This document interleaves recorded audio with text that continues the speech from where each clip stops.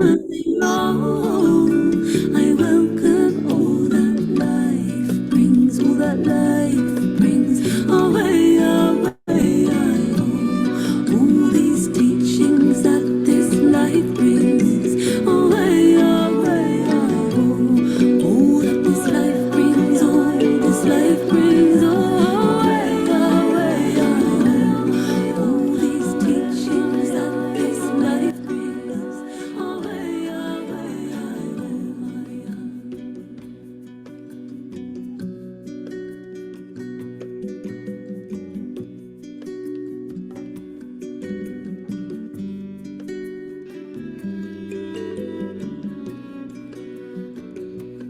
We are healing.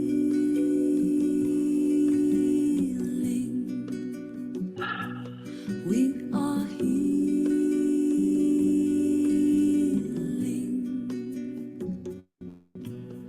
We are healing.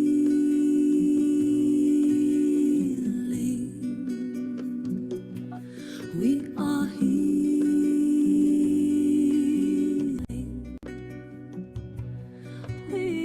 healing.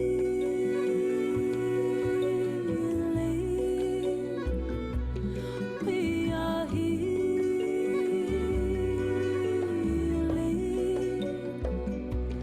We are healing.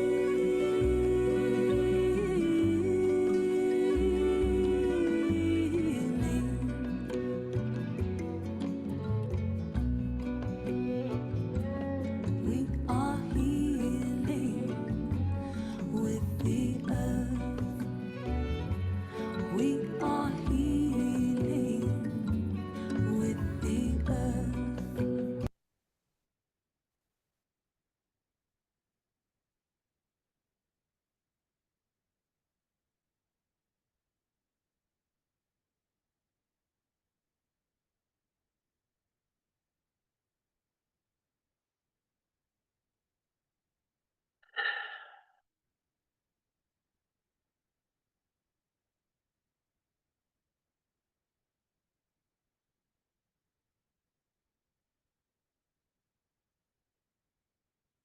C'est tellement bon de vous voir tous là. Merci.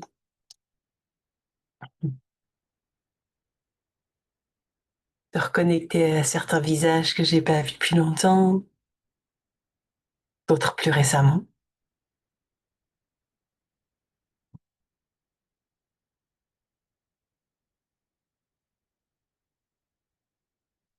Et bienvenue dans cet espace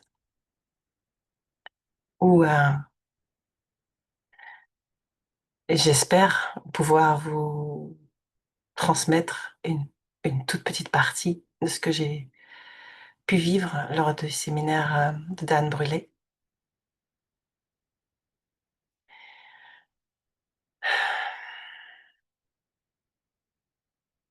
Et je suis profondément touchée de vous voir tous, que ce soit Carole, Georgia, Gabriel, Nicole, Franck, Oriane. Waouh, merci. Est-ce qu'il y en a que j'ai pas vu là? Attends, je vais vous mettre en galerie, comme ça je vous verrai tous en même temps. Voilà, merveilleux. Salut à tous. Est-ce que quand vous vous êtes connectés, vous entendiez bien la musique? Top. Est-ce que ça va nous servir tout à l'heure? Avant qu'on démarre, quoi que ce soit, avant que je parle, je voudrais juste que vous preniez chacun une pause et que vous vous connectiez à l'amplitude de votre respiration, ici et maintenant.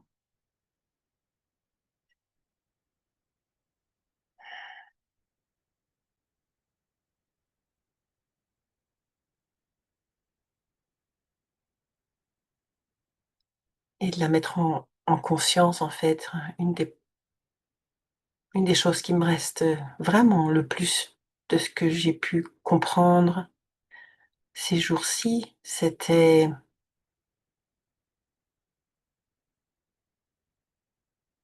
tout l'équilibre qu'il y a dans la respiration, que l'on retrouve partout, entre l'yin et le yang, le jour, la nuit, les polarités inverses, quelles qu'elles soient, et l'importance de la conscience de la respiration, non seulement dans l'inspire, mais aussi dans l'expire.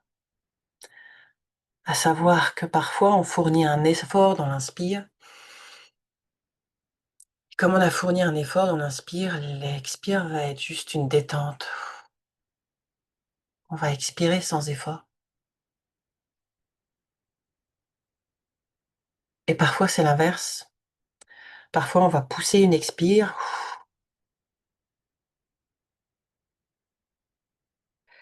et de façon très naturelle et presque comme une récup, on va inspirer.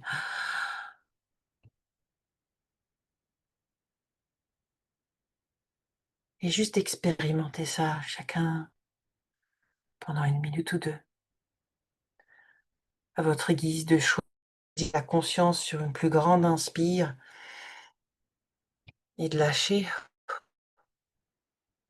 et de récupérer sur l'expire, ou l'inverse.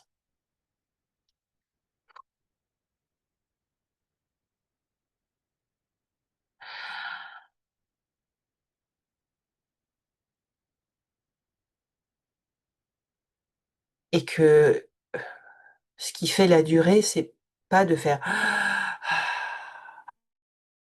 là, je suis dans l'effort constant de l'inspire et de l'expire, mais il y en a un qui va être une récup.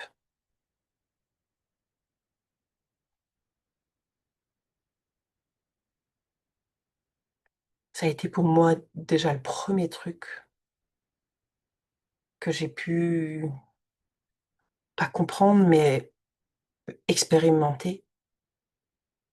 Moi qui, jusqu'à maintenant, transmettais le breathwork de façon, très active, tout le temps, ce qui fait qu'il y avait pas de récup et que la conscience que j'avais, la croyance que j'avais, c'était le breathwork, c'est quelque chose de très guidé avec tu inspires au niveau du ventre, tu inspires au niveau de la poitrine, tu relâches. Mais il y avait tellement d'efforts encore dans ce que je transmettais. Alors qui a besoin des 2? Je tire et je relâche. Je tire et je relâche.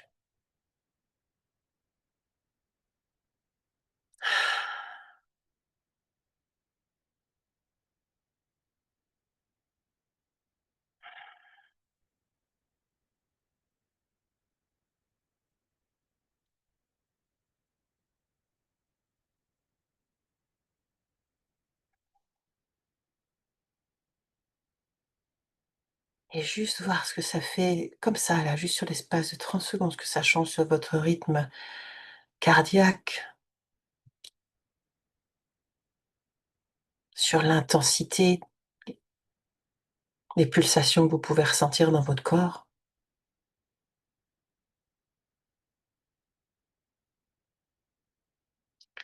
sur la finesse des perceptions de ce que vous entendez autour de vous,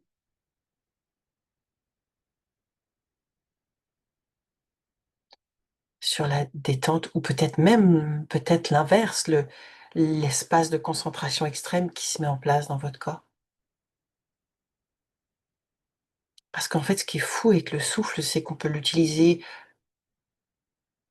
pour se détendre, mais aussi pour activer la concentration, pour activer l'énergie, pour activer la motivation.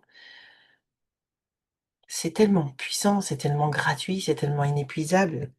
C'est ça que je trouve assez merveilleux dans le souffle.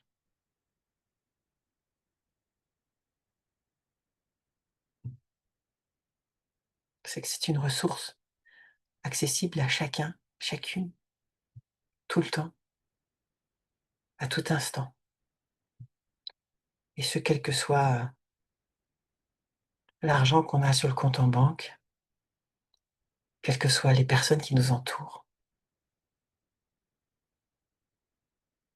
quel que soit l'environnement dans lequel on est, qu'on soit au Canada, en France, en Suisse ou ailleurs dans le monde. Une des choses qui m'a profondément touchée, c'était de prendre conscience que cet air qu'on inspire, c'est que c'est de l'air qui a été autour de nous expiré par quelqu'un d'autre et c'est comme si on reprenait de l'énergie des autres autour de nous tout en inspirant.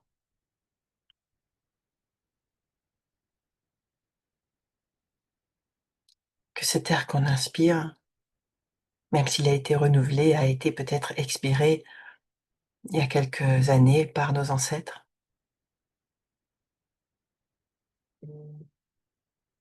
Au-delà de la nature autour de nous, de voir que cet air qu'on va inspirer contient des particules de chacun d'entre nous, ces particules qui voyagent partout dans le monde, que ce soit dans l'espace ou dans le temps. Et que ce qu'on va expirer ici et maintenant, dans la maison où on est, dans l'espace où on est, ça va peut-être être inspiré par d'autres personnes qu'on aime autour de nous par la suite. Et que c'est un partage permanent.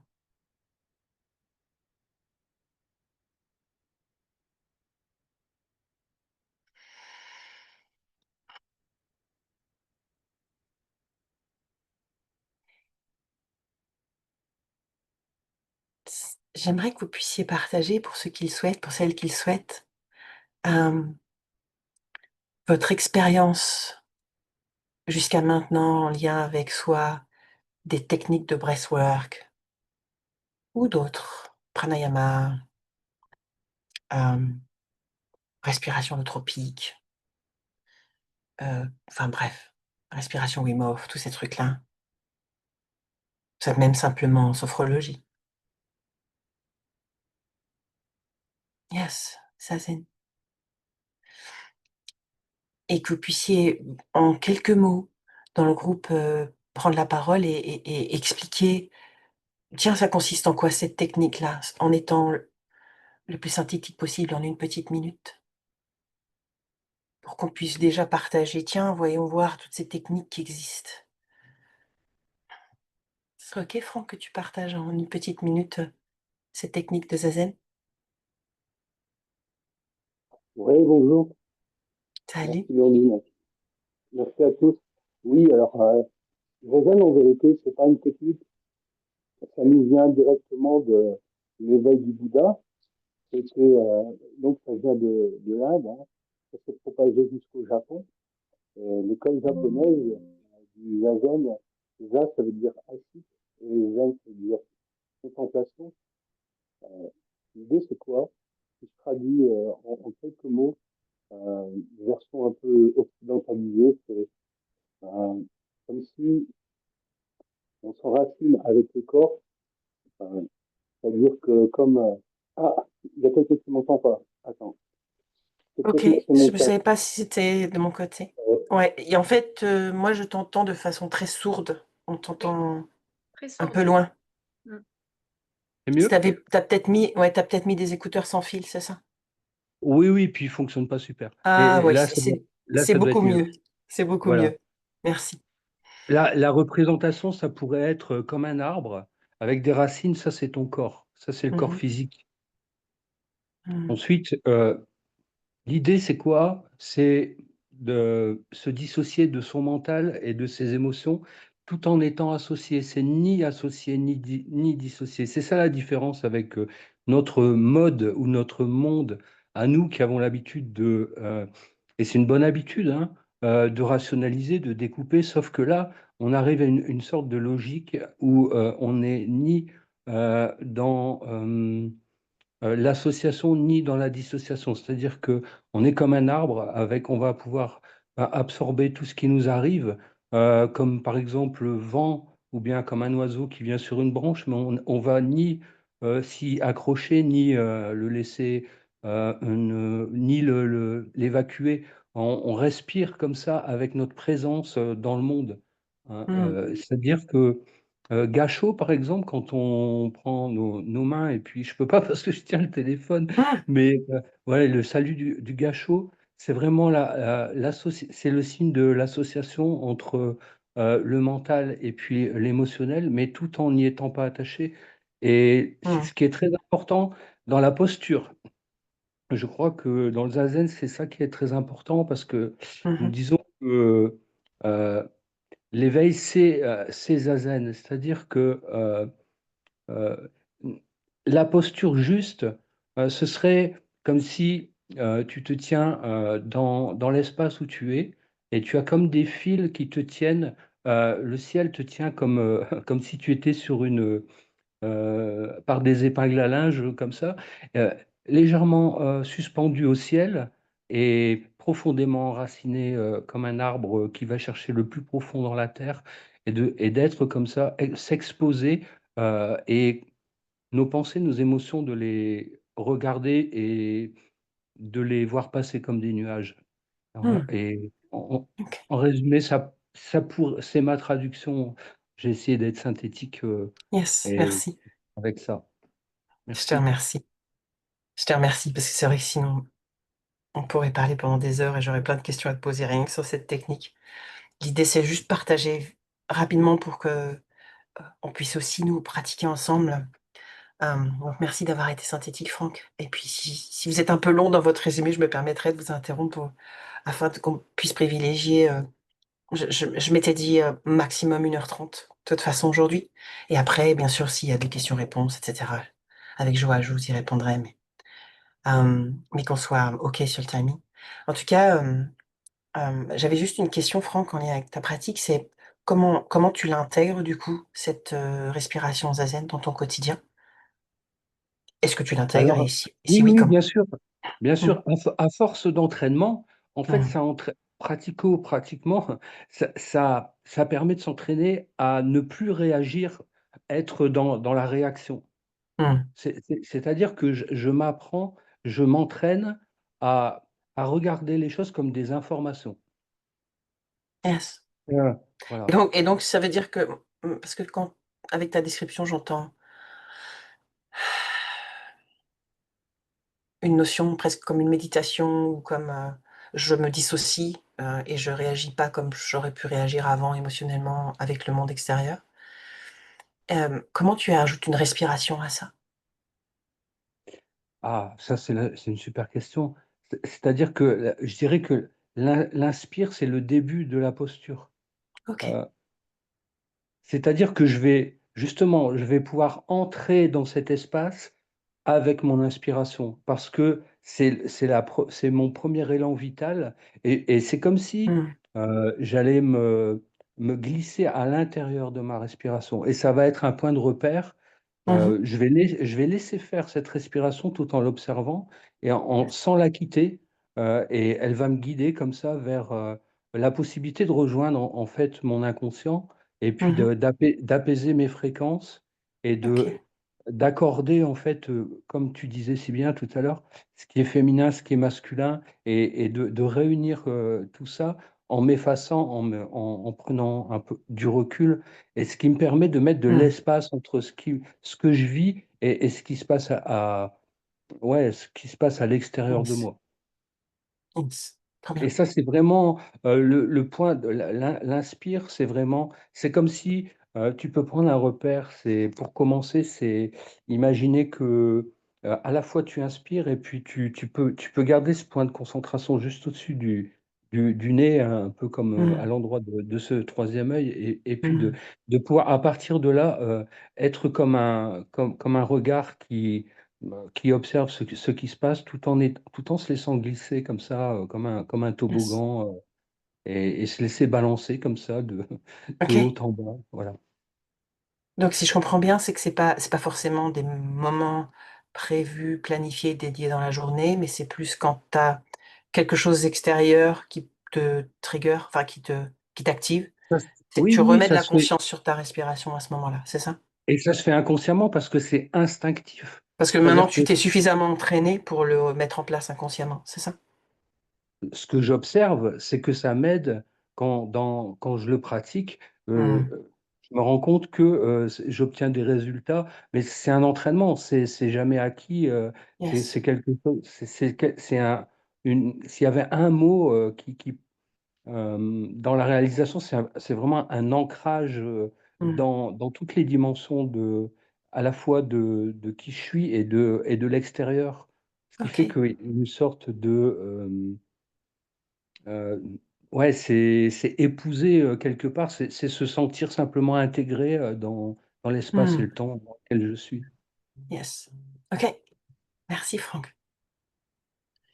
Hem, super. Qu'est-ce que j'ai lu aussi, Nicole? Tu avais écrit respiration consciente. Tu serais OK de résumer en 1 minute ce que c'est et puis nous partager comment sous quelle forme tu l'intègres dans ton quotidien? Si je te donne, allez, 2 minutes et puis, Oh, bien, bonjour, Blandine. Ça fait longtemps qu'on ne s'est pas oui. vu ni parlé. Et puis, Ça fait plaisir de bonjour à tout le t'entendre, oui, monde avec aussi. Je ton suis joli du accent. Québec. Oui. Oui. Ah bon? Euh, oui. Euh, bon, moi, la respiration consciente, pour moi, c'est quand j'ai pris un cours sur le parcours de la voie sacrée des chakras, Mmh. où on a commencé à faire des respirations qui allait vraiment au tout début de la respiration, OK? Comprendre que c'est l'air que l'on fait entrer à l'intérieur de nous Mmh. et que cet air-là comprend des particules, OK? Qui est l'oxygène, parce qu'on a besoin de l'oxygène pour être en vie, mais il y a aussi des particules de prana, des particules d'amandine, et tout autre oligo-élément qu'on a besoin, mais Mmh. en particulier se concentrer sur l'air qui rentre, puis de la sentir quand elle rentre à l'intérieur de nous, OK? La sentir quand elle rentre par le nez, la sentir qu'elle passe dans notre gorge et que ça Mmh. s'en va dans les poumons. Et que les premières respirations, OK, c'est vraiment d'expirer tout l'air et ce qu'on porte présentement, puis qu'on aimerait peut-être modifier. Donc, Mmh. de le laisser partir par la bouche. Yes. Faire 2 ou 3 respirations comme ça, OK? Puis, en même temps, si on a des tensions, bien, de dire qu'on expire ces tensions-là, qu'on expire la nervosité, qu'on expire si on a mal à quelque part, que Mmh. qu'on demande à ce mal-là de s'évacuer. Et puis Yes. par la suite, après avoir fait quelques respirations, ben c'est de respirer toujours par le nez en étant consciente que ça rentre, OK? Mais par après ça, OK, faire circuler cet air-là, OK, Mmh. qui est pur. Et puis en particulier, OK, je vais faire une petite parenthèse, de faire ces respirations soit au lever ou au coucher de soleil. Parce que c'est à ce moment-là que les particules là, de prana et d'amandine sont le plus présentes là, dans l'air. Et OK. puis, ben, c'est ça. Puis, de plus en plus, en le faisant, ben là, de répartir à chaque respiration, ben, de faire voyager ça dans tout notre corps pour que, Yes. justement, on fasse comme un nettoyage de toute cette air-là qui rentre dans toutes nos cellules, dans tout notre corps. Et puis, OK. Et à force de et toi, du coup, pratiquer ça, yes. oui, à force de pratiquer ça, OK, bien, je me suis rendu compte que quand j'avais de la nervosité ou qu'il y Mmh. avait quelque chose où je venais de vivre quelque chose que j'aimais pas, OK, bien, c'était facile pour moi, OK, de tout de suite juste dire, hey, je suis dans un environnement où il y en a de l'air. Et puis, Mmh. de demander justement à ces particules-là qui sont vitales pour moi de venir immédiatement à Yes. l'intérieur de moi pour me calmer. Trop bien. Donc c'est quelque chose que tu fais dans ton quotidien, alors si je Oui, comprends bien, plutôt en début de journée, en fin de journée et puis, les moments où tu te sens un peu challengé, chahuté, tu remets de la conscience dessus, c'est ça? oui, ça peut Yes. être fait n'importe quand, Mmh. puisque c'est avec nous, on transporte ça tout le temps. C'est la chance qu'on a ou en tout cas et c'est Oui, accessible, même si on n'a pas la ressource est accessible en permanence. oui, c'est On ça. a cette chance-là. Yes. Ouais, Merci Nicole. Merci, merci. bienvenue. Est-ce que certains d'entre vous, ont déjà, fait une formation ou même des séminaires avec Dan Brûlé? Non? OK. Qui en levant la main, qui ici, connaît Dan Brûlé ou son travail ou a déjà l'a déjà un peu suivi sur les réseaux ou autre? OK. Ouais, OK. Ah OK. Alors, je vais vous faire un tout petit résumé de qui il est, sachant que je pense que je connais, peut-être que 2 de sa vie, même s'il nous a beaucoup parlé de sa vie, qui est assez rocambolesque pendant le séminaire. Hem, mais en gros, c'est une personne qui a accompagné Tony Robbins, entre autres, sur la conscience de la nécessité de la respiration, mais aussi, des femmes comme, mince, j'ai un gros trou de mémoire, Oprah Winfrey, bref, plein de gens super connus, des gens américains principalement. Et le gars, ça fait plus de 40 ans qu'il roule sa bosse autour de toutes les thématiques en lien avec la respiration, sachant que de base, lui-même était, apnéiste, dans l'armée quand il était jeune, à sa vingtaine d'années. Et donc, c'est intéressant de voir que finalement, de base, il était apnéiste et maintenant il est spécialiste en respiration. Et que finalement, le jour où il a commencé à découvrir la puissance de cet outil-là, il a, parcouru le monde en fait auprès de tous les plus grands maîtres pour, comprendre, apprendre, intégrer toutes les techniques existantes, semble-t-il. Hem, à tel point que maintenant, à 75 ans, il continue de parcourir le monde, même pour des séminaires, grands ou petits. Là, on était une soixantaine parce qu'on était regroupés, c'était toute la communauté de Julien Musi qui était là. Hem, mais il y a 1 mois et demi de ça, il était en Estonie, il y avait 12 personnes. Donc en fait, même lui, il est capable de faire des séminaires avec peu de gens, sachant que pour lui, c'est juste un plaisir d'être dans le partage et que quelque part, il est à la retraite, il attend pas de ça pour vivre. Il est juste passionné par ça et il voyage à travers le monde, pour prêcher non pas cette bonne parole, mais le bon souffle. Tellement il a vu, à la fois des miracles opérés et tellement il a aussi, connecté à la puissance de cet outil en termes de, hem, guérison. Sachant que ce qui est très intéressant, c'est qu'il s'évertuait pendant tout le séminaire de dire: «Moi, je suis pas thérapeute, moi, je suis pas thérapeute, moi, je suis pas thérapeute». Quand quelqu'un arrive et se plaint de ci ou de ça ou de machin et tout ça, il dit: «Moi, j'ai juste envie de lui donner un coup de pied au cul, hem, et j'ai juste respire». Et qu'en fait, dans tout ça, il a vu des espaces de guérison extraordinaires, des espaces d'ouverture de cœur extraordinaires. Il a fait expérimenter des choses à des gens, qui avaient vécu des choses aussi terribles que l'Holocauste ou, une femme notamment qui avait été, enfermée dans un sous-sol et violée par son père pendant 3 ans. Voilà, des cas extrêmes comme ça de personnes qui ont vécu des choses, vraiment très traumatisantes et qui, grâce à la conscience de leur respiration, sont revenus, heu, émotionnellement, énergétiquement, hem, hem vers une ouverture de cœur, en fait, une ouverture de conscience et et vers une guérison absolue, en incluant des personnes qui aussi, avaient des problématiques, en lien avec la santé. Hem, un peu comme le docteur Joe Dispenza d'ailleurs peut partager en lien avec, la méditation et parmi ses expériences, il expliquait qu'il lui était arrivé, alors même qu'il commençait, l'un de ses premiers stages de breathwork, hem, il avait fait le con et il s'était fracturé la clavicule. Et il s'est dit: «Bon, ben, je vais pratiquer, hein, du coup, il paraît qu'on peut se soigner» et même les gens qui étaient là, dans l'assistance disaient: «Ouais, quand même, faudrait que tu ailles faire une radio, faudrait quand même que tu ailles te faire soigner» et lui, il était: «Non, non, non, non, je vais y arriver, je vais me soigner avec le souffle, je vais me soigner avec le souffle». Bref et ils étaient dans un coin très paumé, des États-Unis. Ce qui fait qu'il a commencé à respirer sur sa fracture, en fait, pendant 3 jours parce que pendant 3 jours, de toute façon, ils étaient loin de tout hôpital, et au bout du 3e jour quand même, il est allé faire une radio près d'un hôpital et le médecin revient, fait l'analyse de la radio et dans la synthèse de la radio, c'était indiqué, heu, fracture ancienne au niveau de la clavicule. Donc il dit au médecin, il dit: «Mais ancienne, c'est-à-dire? Qu'est-ce que vous entendez par ancienne?»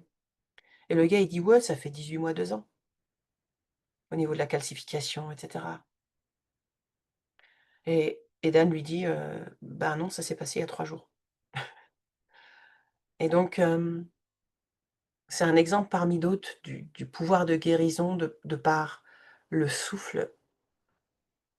Et je trouve que c'est assez fascinant parce que ça rejoint, non seulement les techniques qu'on peut voir avec le docteur Joe Dispenza, mais Greg Braden, enfin voilà, toute cette en fait, c'est quelqu'un qui côtoie ces gens-là, en fait, qui a fait, il a fait un film, alors j'ai oublié le nom, ça s'appelle alors c'est pas Le Secret, mais il a participé à un film aussi, un documentaire en lien avec la guérison, aux côtés de tous ces gens-là.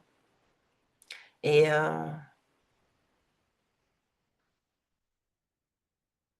il existe un vrai pouvoir de guérison en lien avec la respiration, et ce que je trouve assez fascinant, c'est que c'est accessible à tout instant, à tout moment, à tout le monde. Et pour ma part, dans moi, ce que j'ai vécu dans le séminaire, je vais vous partager après, mais j'ai vécu un séminaire très particulier où au final, sur les 4 jours, pendant 3 jours, j'ai vécu beaucoup de frustration. Et les 2 premiers jours, j'étais même très fâchée d'être là. J'avais l'impression qu'ils se foutaient de notre gueule. Et j'ai tout compris le dernier jour, en fait. Pourquoi je dis ça? C'est parce que, dans ma structure et dans mon fonctionnement,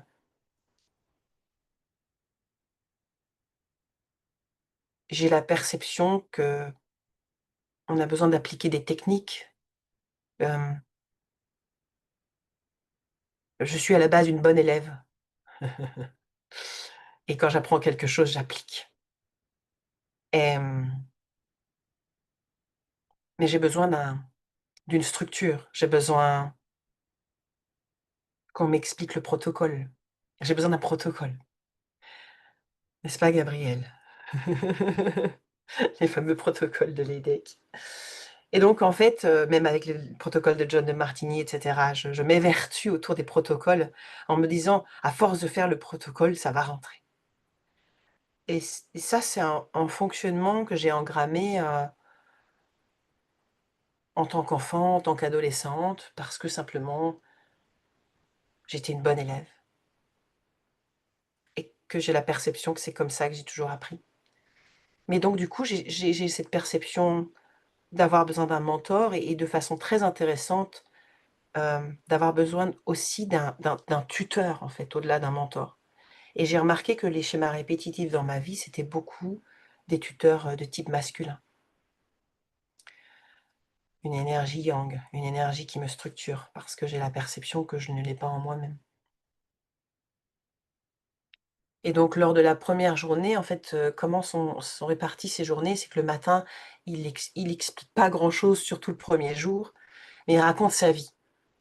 Et moi, j'étais là avec mon petit bouquin de prise de notes, à me dire: «Quand est-ce que je commence à prendre des notes?» Bon, OK, il raconte sa life, mais quand est-ce qu'on commence à comprendre comment ça fonctionne, les échanges gazeux? Comment ça fonctionne, ce qui se passe dans nos cellules?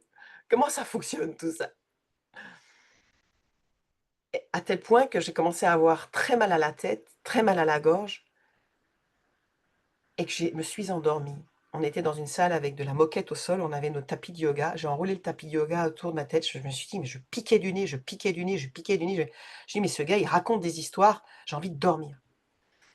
Et au final, le 1er jour sur, 4 heures d'exposé, j'ai dormi au moins 2 heures. Et à la fin, je me réveille, je me dis: «Mais il a raconté quoi, au fait? Qu'est-ce qu'il faut faire cet après-midi?» Je demande à mes collègues qui étaient là, je dis: «Mais il faut faire quoi, en fait? Du coup, qu'est-ce qu'il a dit sur les consignes de l'après-midi?» Et ils m'ont dit, «Bah, juste faudra respirer».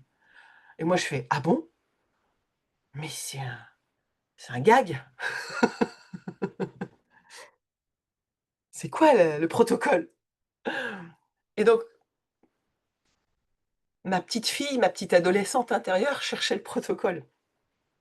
Donc on commence, la première respiration de l'après-midi et il nous guide sur 2-3 respirations au début, puis il nous met la musique et puis après, plus rien. Pendant 1 heure, plus rien. Et moi, je le cherchais inconsciemment, je respirais, je me dis: «Mais il est où?»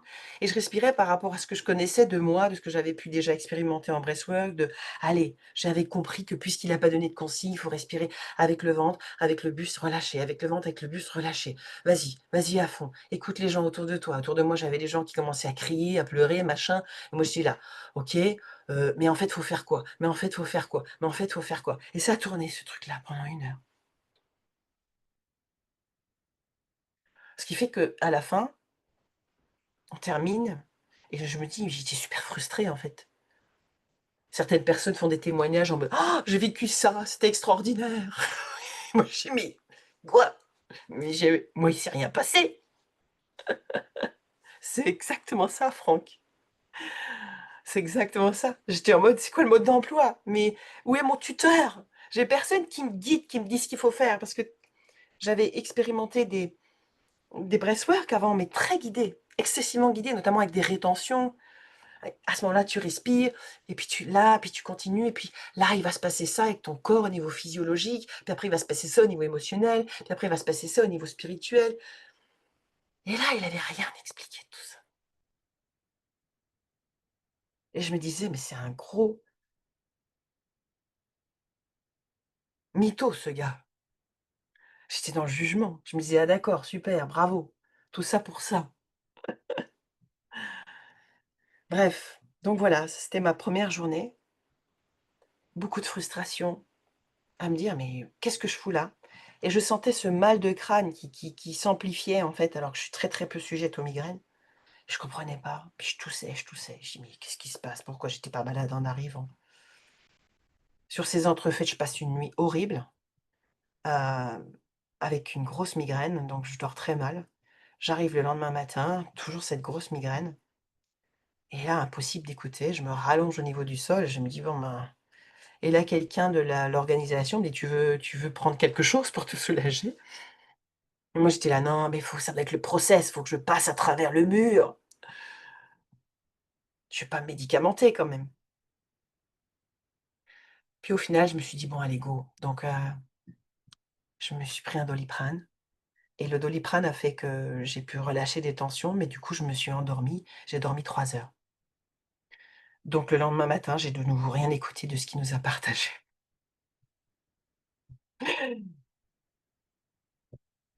Hem, donc de nouveau, je demande à mes collègues: «C'est quoi la pratique de cet après-midi?»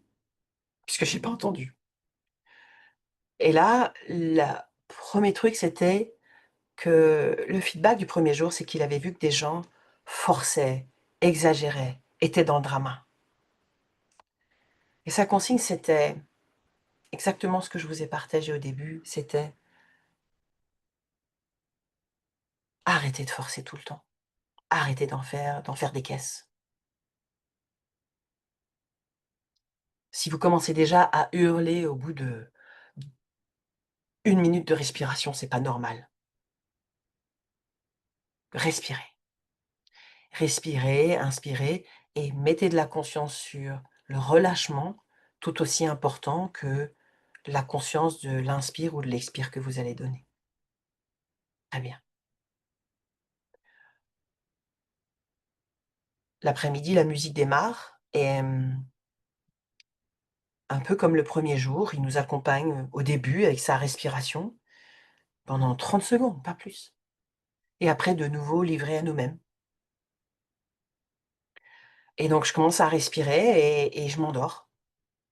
Et en fait, sur 1 heure, j'ai passé mon temps à m'endormir et à me dire: «Mais réveille-toi», m'endormir et me dire: «Mais réveille-toi», m'endormir et me dire: «Mais réveille-toi». Et là, au bout d'1 heure, je finis le truc, en mode: «Mais j'ai passé 1 heure à dormir. C'est quoi ton problème? Tout ça pour ça?»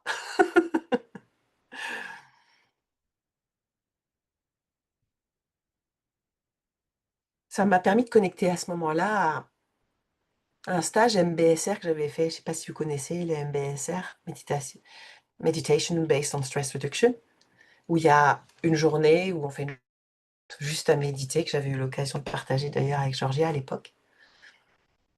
et où effectivement, j'avais eu la perception ce jour-là, dès qu'il y avait des méditations allongées, de dormir. Beaucoup.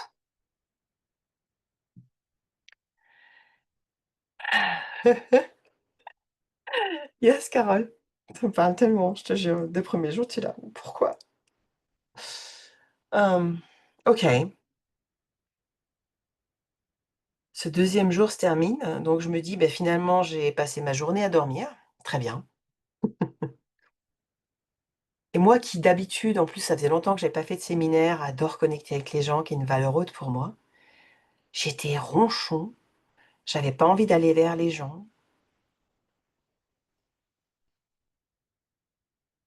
J'étais dans ma bulle et en même temps, je me disais: «Mais c'est quoi ce truc, quoi?»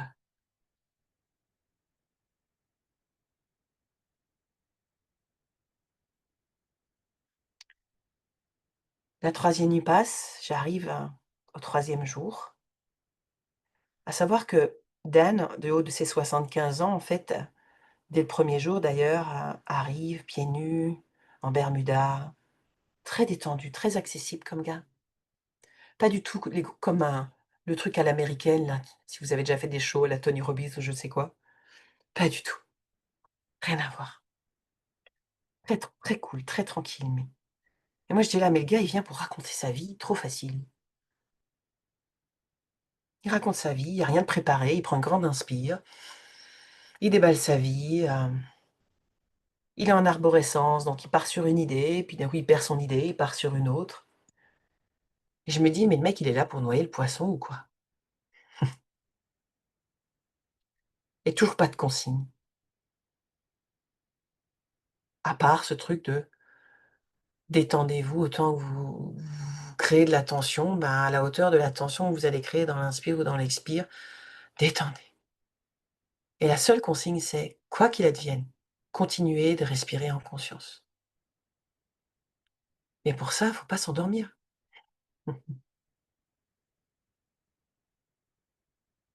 Arrive le troisième jour où, je me dis: «Bon, bah, là, quand même, j'ai dormi toute la journée hier, j'ai à peu près bien dormi cette nuit quand même, ça va bien se passer». Et donc, démarre le troisième jour, la troisième matinée, là, je m'assois sur une chaise en mode: «Cette fois-ci, tu vas écouter». Ça a duré 45 minutes jusqu'à ce que je ressente le profond besoin de nouveau de m'allonger et où je me remette à dormir encore pendant 2 heures. Mais quand je dis dormir, c'est que j'avais une lourdeur au niveau de la tête, au niveau des épaules, comme un étau comme ça, qui était que, de toute façon, je n'arrivais pas à écouter.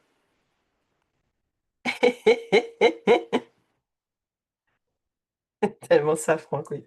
Je cherche l'éveil, dors. C'est tellement ça. Et là, je me réveille, presque pareil, fin de matinée. Je dis: «Qu'est-ce qu'il faut faire cet après-midi?» Et là, je me dis: «Mais c'est quoi ton problème?»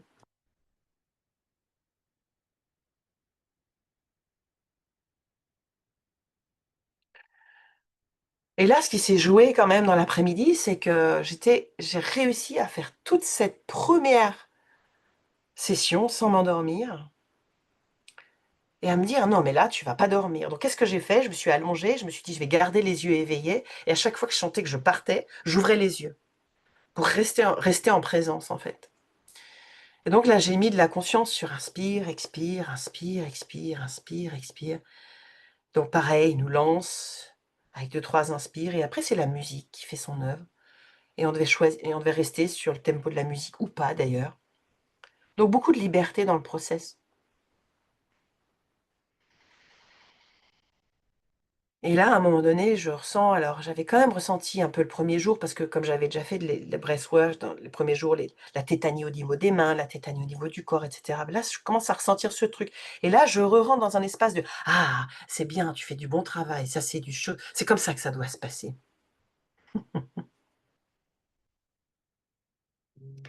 Et donc je commence à lâcher au niveau émotionnel et là, beaucoup de tristesse qui revient, qui commence à jaillir de mon côté. Je commence à pleurer, pleurer, pleurer. Jusqu'à ce qu'à un moment donné où Dan, parce qu'il détecte il dit pas à un moment donné: «C'est fini», mais il dit: «Il y a des gens qui ont fini leur process, d'autres qui sont encore dans ce process. Ceux qui ont terminé, si vous le sentez, si c'est juste pour vous, vous pouvez aller accompagner les gens qui sont encore en process». Et moi, à ce moment-là, je me dis: «Je suis encore en process, j'aurais tellement besoin qu'on vienne m'aider. Parce que j'arrive pas à lâcher, j'aurais besoin qu'on vienne pour m'aider à lâcher, aller au bout». Et autour de moi, j'entendais des gens qui étaient encore en process et qui avaient des émotions qui s'exprimaient beaucoup plus fort que moi. Et je perçois des mouvements de personnes qui se rapprochent d'eux. Et comme j'ouvrais régulièrement les yeux, je regardais, puis je voyais 2-3 personnes autour d'une autre. Et moi, qui me dit: «Mais putain, mais moi aussi j'ai besoin, pourquoi on vient pas me voir?»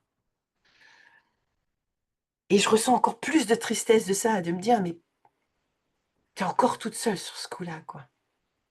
Tu vas encore devoir faire ce truc-là toute seule». Et ça m'a emmené encore plus de tristesse de me dire: «Mais tu es toute seule, en fait. Faut encore que tu te démerdes toute seule. Il y en a marre d'être toute seule». Et petit à petit, les sanglots se calment. Je me mets sur le côté comme ça et je finis avec ce truc de: «Bah, voilà, c'est toi avec toi-même encore une fois. Il y a personne pour t'aider».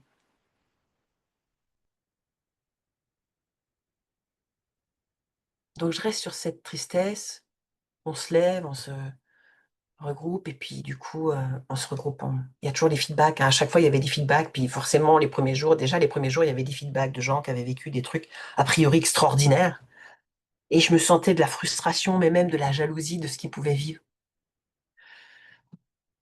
Je me disais: «Oh non, moi j'arrive pas à aller au bout, pourquoi moi j'arrive pas à aller au bout?» Et je ressentais que je me disais: «Oui, mais si ces gens m'avaient aidé, j'aurais pu aller plus loin».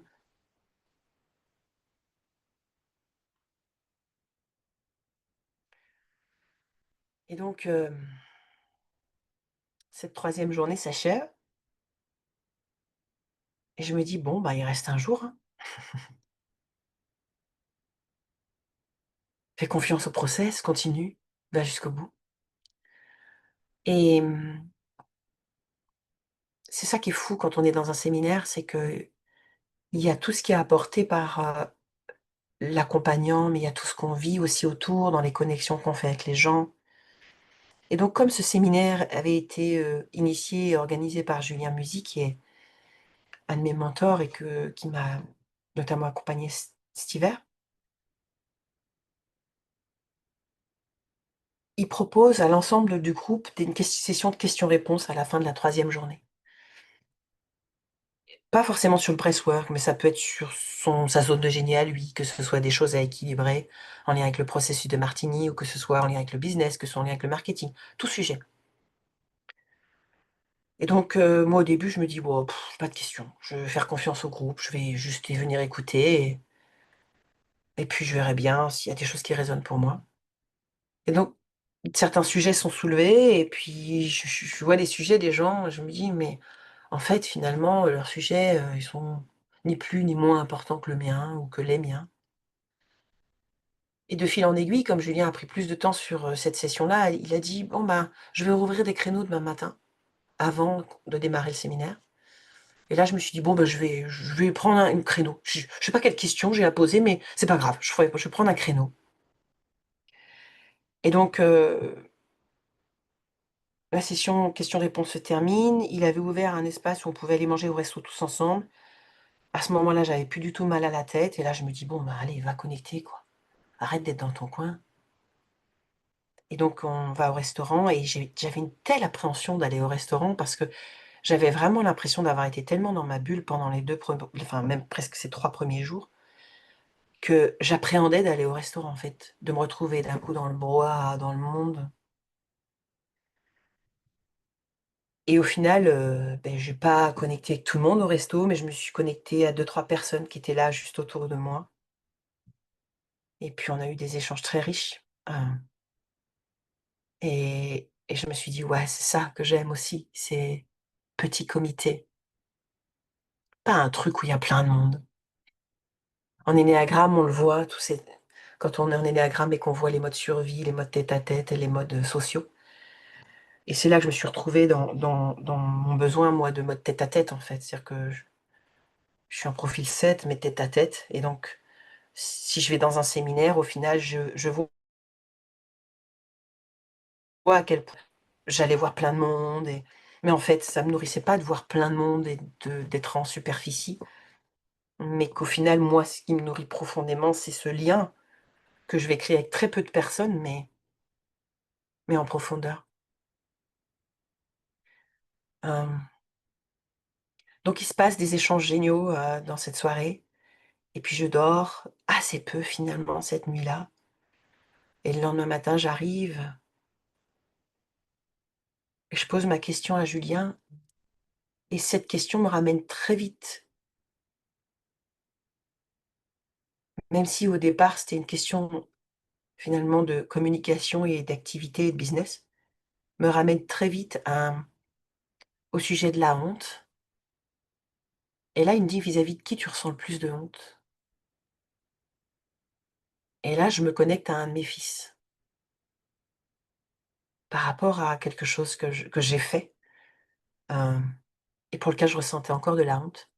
Et là, il a commencé à m'accompagner sur le processus John Demartini à aller équilibrer ça. Bien entendu, comme c'était des petits entretiens, c'était pas un coaching en soi, mais tout ça, c'était public et c'était des petits entretiens qui il dédiait, 10 minutes chacun, donc il a initié ce processus et je suis encore en train de le processer. Mais en attendant, il y a eu ce truc de le lien à mon fils et notamment à mes autres enfants. Pourquoi je vous parle de ça? C'est que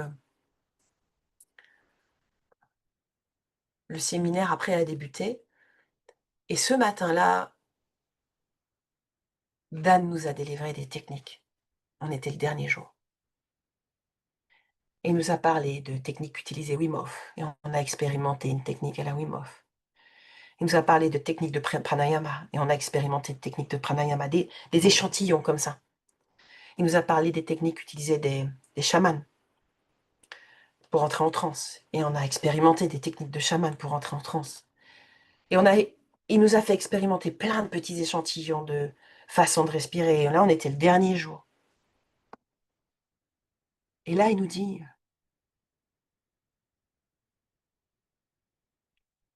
que oui, il y a plein de techniques, il existe plein de techniques. Et que toutes ces techniques sont à la fois vraies et fausses en même temps.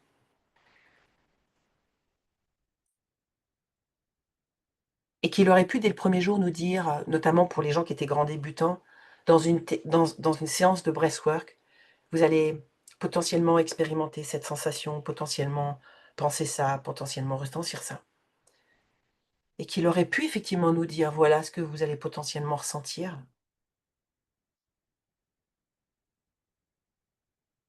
Seulement, la problématique de nous dire dès le départ, voilà comment potentiellement ça pourra se passer pour vous, c'était encore nous maintenir dans un cadre de tiens, tu commences ton breathwork, tu commences à ressentir ça, et là, parce que ça se passe de la façon dont il a dit que potentiellement ça pouvait se passer, le mental arrive en mode ah bah du coup c'est bien, je suis en train de faire un bon boulot là. Et la voix qui commence à dire de nouveau ah c'est bien, tu fais un bon travail. Et à l'inverse, si tu ressens pas les fameux 3 ou 4 possibilités, de se dire ah bah du coup je suis à côté de la plaque, je fais pas comme il faut.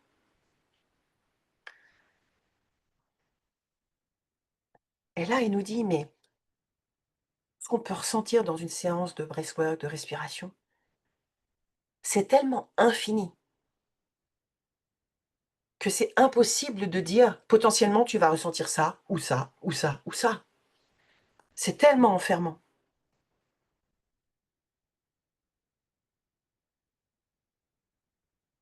Et là, j'ai compris la raison pour laquelle, dès le début, au final, il donnait pas d'explication, parce que c'est un petit peu comme s'il nous avait jetés dans l'eau et qu'il disait ben maintenant débrouille-toi pour nager. Mais de toute façon, t'inquiète pas, on est là, tu risques rien, tu vas pas te noyer. Ouais, mais comment on nage? Comment on fait?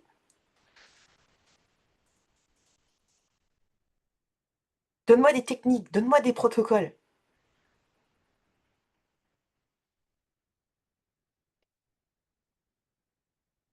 Et son invitation à lui, à Dan, c'est, après avoir parcouru le monde, après avoir appris toutes les techniques, il invite les gens à se détacher de toutes les techniques et à trouver sa propre façon de respirer qui n'est pas unique, mais qui est multiple et variée, que ce soit dans l'ampleur, que ce soit dans l'intensité, que ce soit dans la nécessité de donner un son, que ce soit dans la posture, en étant debout, assis, allongé.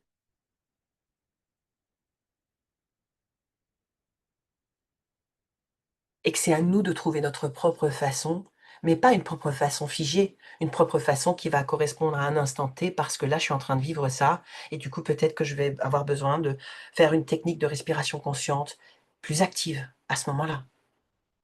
Ou à l'inverse, là, je vais avoir besoin de faire une technique de respiration consciente plus cool. Et de voir que même à l'intérieur même d'une heure de breathwork, on est complètement libre des fois de faire ventre, thorax, je lâche, ventre, thorax, je lâche, ventre, thorax, je lâche. Très bien, pourquoi pas. Et puis d'un coup, de faire juste...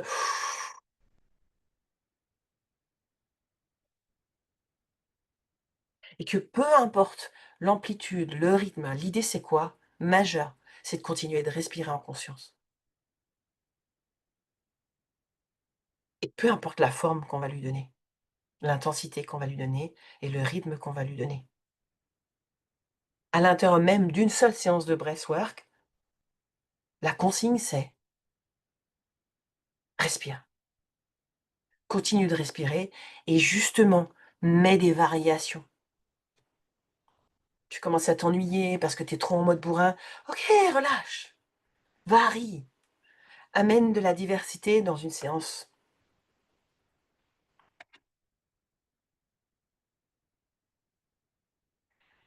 Et du coup, il amène à la fois ça et il amène à la fois cette liberté. Et de là, l'après-midi, on commence la séance et complètement différemment des autres fois, c'est-à-dire qu'au lieu d'être soi-même allongé dans sa bulle, les yeux fermés, à juste être connecté potentiellement au début de son souffle et à la musique, il nous fait démarrer debout. Et là, il nous guide avec des techniques et il nous fait respirer à deux, vous savez, comme une danse. Il dit, connectez-vous avec quelqu'un d'à côté. Quelqu'un va faire, par exemple, une longue inspire, une longue expire. Ok, vous pouvez décider soit de le copier, de le mimétiser, soit de dire, tiens, moi, je vais faire justement l'inverse. Et on travaillait comme ça en binôme, et puis il a changé de binôme. Et là, on a commencé à respirer en conscience avec l'autre. Et puis après, il commence la musique, parce qu'au début, il n'y avait pas la musique. Il commence la musique, et là, il dit, maintenant, vous allez le faire chacun comme vous le sentez. Si vous voulez rester debout et continuer comme ça en étant en connexion avec d'autres, faites-le. Si vous voulez vous asseoir, faites-le. Si vous voulez vous allonger, faites-le. C'est comme vous le sentez.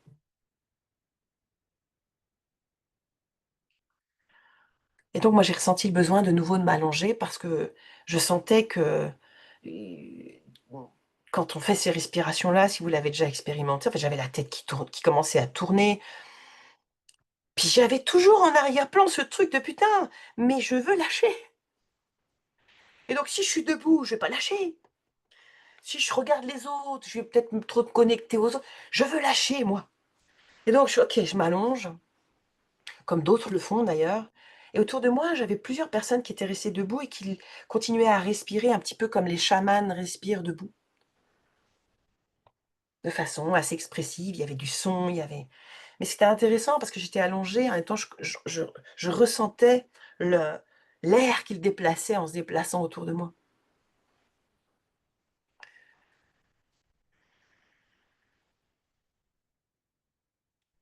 Et là me vient une parole de ce qu'il avait dit le matin qui était vous savez tous respirer en fait, à un moment donné dans votre vie, quand ça a été tellement important pour vous, vous l'avez fait. Et là, je fais le lien avec mes enfants et je me dis: «Putain, mais j'ai accouché 3 fois par voie basse. Respirez madame». Et là, je me suis reconnectée à mes accouchements. Et je me suis dit: «Putain, mais bien sûr que je sais faire. Bien sûr que je l'ai fait quand c'était important pour moi». Et là, On était au début, enfin pas vraiment au début parce qu'on avait commencé debout, mais je venais juste de m'allonger. Je connecte à ça et là, je fonds en larmes de gratitude et ça a duré pendant 1 heure. J'ai pleuré pendant 1 heure de gratitude, en fait, et ça a été évolutif avec tout ce qui arrivait au fur et à mesure des musiques, au fur et à mesure de ce que je ressentais et il y avait juste, continue de respirer, continue de respirer, continue de respirer et là, très, très, très, très rapidement, en fait, après m'être connectée à ce moment après avec mes accouchements, alors que même j'étais au sol, j'ai senti 2 mains comme ça et c'était pas quelqu'un de physique parce que je savais qu'à ce moment-là, on était chacun dans notre «transe» entre guillemets. J'ai senti 2 mains qui me plaquaient au sol, comme si c'était mes enfants qui étaient là au moment où moi j'allais donner mon dernier souffle, en fait. J'ai fait un espèce de voyage dans le futur et de me dire: «Putain, mais ils sont là, et ils me tiennent là en mode: "On est là maman"».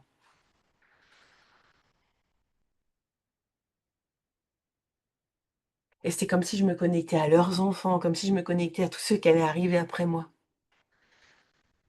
Et en fait, il y avait un tel contraste avec la solitude que j'avais ressentie la veille. Et là, je me mets à éclater de rire, à me dire: «Mais c'est quoi cette putain d'histoire que tu t'es racontée hier, que tu es toute seule?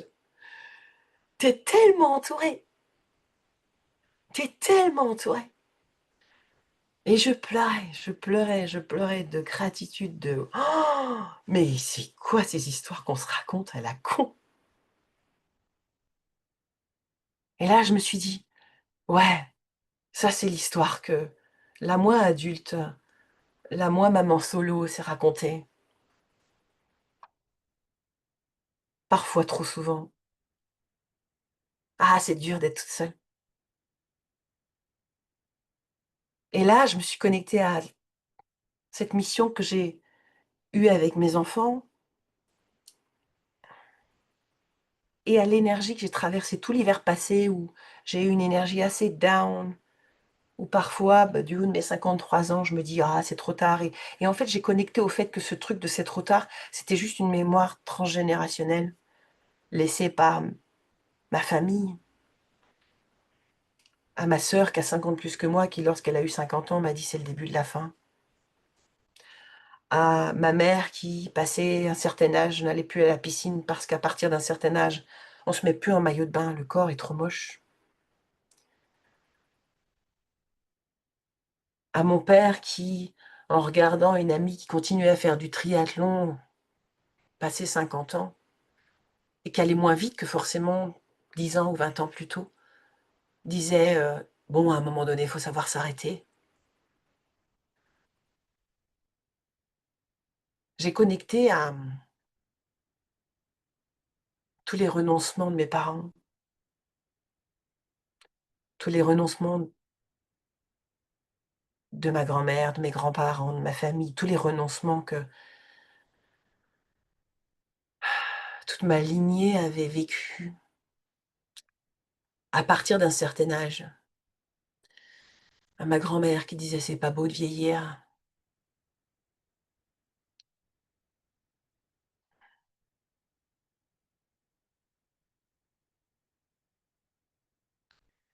Et je me suis rendu compte à quel point j'étais en train de commencer à acheter cette histoire-là moi-même.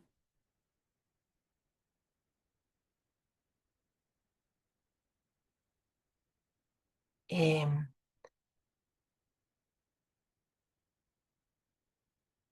et en fait, j'ai décidé de leur laisser. Mais ça s'est pas décidé comme ça, hein. Ça s'est juste décidé de: «Ça, c'était moi avant. Cette tristesse que j'ai ressentie hier, cette solitude que j'ai ressentie hier, c'était pas la mienne, c'était celle de ma famille. C'est celle de l'histoire que j'étais en train de commencer à acheter. C'est celle d'histoire de plein de femmes qui se disent une fois que leur mission est finie auprès de leurs enfants finis, sous-entendu, ça y est, ils sont partis faire leurs études, ils sont autonomes, j'ai accompli ma mission et maintenant moi, quoi? Et moi, je fais quoi de ma vie? Moi, je suis qui dans tout ça?»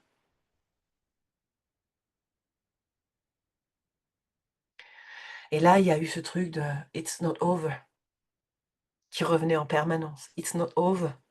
C'est pas fini, c'est pas fini. Comme si mes enfants, dans cet espace-là, me disaient: «Maman, c'est pas fini. Ta mission, elle est pas finie. Elle est peut-être finie pour nous, mais tu as encore tellement de trucs à partager pour d'autres.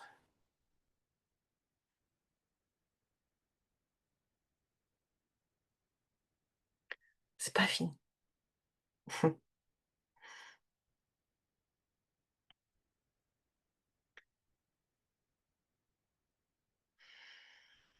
Et à un moment donné, il y a eu une musique qui est arrivée, Love is in the air.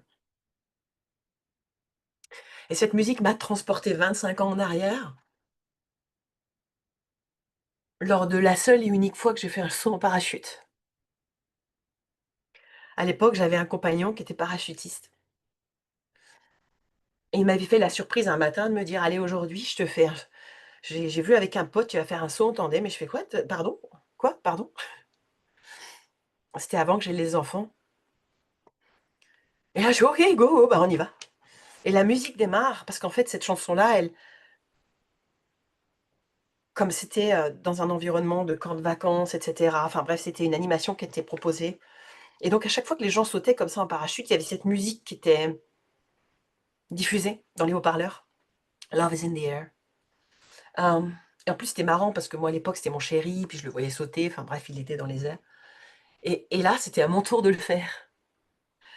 Et la musique démarre et je revis ma chute libre, je revis le passage dans l'avion, je revis la première. C'est quoi ce truc? Pourquoi c'est si haut? Je revis la poussée de l'instructeur derrière moi parce que j'étais en mode: «Ah non, oui, bah si tu y vas». Je revis le la ch le comment dire? Parce on s'est pas mis tout de suite comme ça. On a fait comme ça au début, donc avion, sol, avion, sol, avion, sol, et jusqu'à ce qu'on stabilise. Je revis ce truc de: «Ah, waouh, c'est génial!» Et tu as à peine le temps de faire, c'est génial, pouf, tu ouvres le parachute et ça ralentit et et là, ah, ah, ah, c'est cool. Je revis toute l'adrénaline de la chute. Pendant ce truc, c'est il y a 25 ans et je l'ai revécu comme si j'étais en train de le vivre de nouveau là. Je revis cette joie, cette excitation, ce truc de: «Mais ouais, mais avant que j'ai mes gosses, j'étais cette nana-là! J'étais cette nana qui était pas sérieuse et puis qui faisait des trucs débiles». Et le jour où je suis devenue maman, je me suis raconté l'histoire que c'était fini, il fallait que je sois sérieuse. J'avais un rôle à tenir. Et là, je me suis mis à rire, mais à rire, mais à rire, mais à rire, jusqu'à la fin de la chanson, je pouvais plus m'arrêter de rire. À me dire: «Mais c'est quoi encore cette putain d'histoire que tu te racontes, que la vie c'est sérieux? Regarde aussi, tu es aussi cette nana-là, qui fait des trucs pas sérieux, qui réfléchit pas avant d'agir, qui fait des trucs de: "Oh, ça a l'air excitant, je comprends pas tout, je comprends pas trop, mais on y va". Sans connaître de protocole, ni de comment ça va se passer, ni de ci, ni de ça. Allez, viens, on y va, quoi, ça va être fun. Et là, je crois que ça faisait longtemps, mais longtemps, mais longtemps que j'avais pas reconnecté, mais comme ça, dans mes cellules, à autant de joie. Mais vraiment, je crois que ça fait longtemps que je m'étais pas sentie aussi, joyeuse, ouais.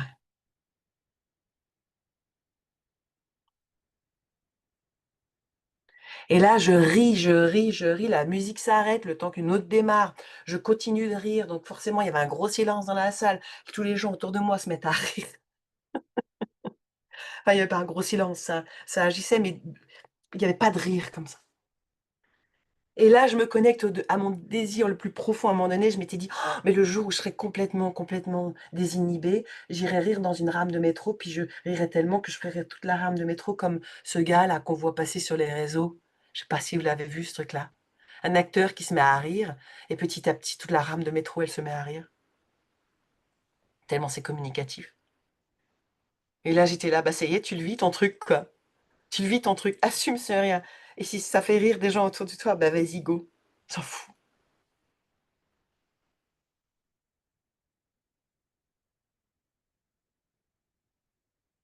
Et il y avait toujours ces personnes autour de moi qui ont fait toute l'heure debout et qui bougeaient, qui dansaient en respirant. Et donc je continuais à sentir l'air autour. Et je me disais, mais pourquoi ils s'agitent? Qu'est-ce qu'ils ont besoin de s'agiter? Je ressentais ça comme de l'agitation. Et je me suis dit, mais moi ça va, je suis bien là, je suis au centre. Et d'un coup, c'était comme si j'inspirais et je me suis vue comme si j'étais la reine des abeilles et que chaque expire, j'envoyais plein d'abeilles partout à l'extérieur de la ruche. Et j'étais là, mais je suis leur mère à tous.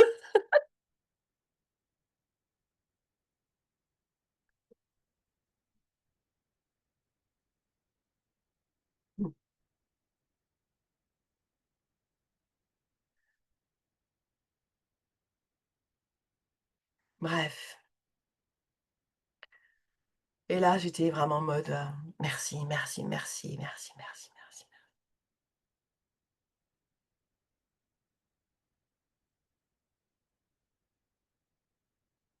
Jusqu'à ce que la musique s'arrête. Visiblement, c'était terminé, mais moi, j'étais encore dans mon délire. Sachant qu'entre-temps, j'ai compris les séances précédentes, j'ai compris que la veille, c'était mon transgénérationnel. J'ai compris que 2 jours avant, j'avais dormi parce que j'étais encore ce petit bébé, ce petit fœtus qui s'autorisait, qui était dans le ventre de maman et qui, lorsqu'il avait besoin de se reposer, avait besoin de dormir et qui se posait pas la question de savoir de: «Il y a un truc important à écouter». Non, ton corps, il a besoin de dormir, tu dors, tu es dans le ventre de maman, tu es en sécurité. J'ai compris celle du premier jour qui était là, le mental qui cherchait un mentor encore, quelqu'un sur qui s'appuyer pour avancer. Un protocole, une structure, un homme.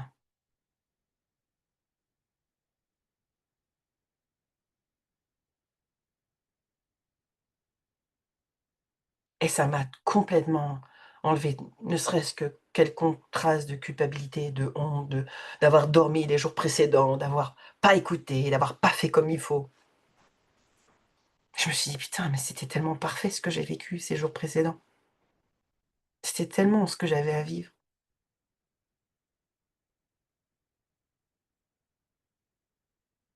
Et alors que certains feedbacks ont commencé, moi j'étais même pas en capacité d'exprimer quoi que ce soit. Je pleurais, mais de gratitude en fait. J'écoutais tous les témoignages, j'avais des larmes, des larmes, des larmes qui coulaient, mais qui étaient juste des larmes de profonde gratitude de ce que je venais de vivre, de ce que je venais de comprendre, connecter, d'intégrer, de ce à quoi je venais de reconnecter.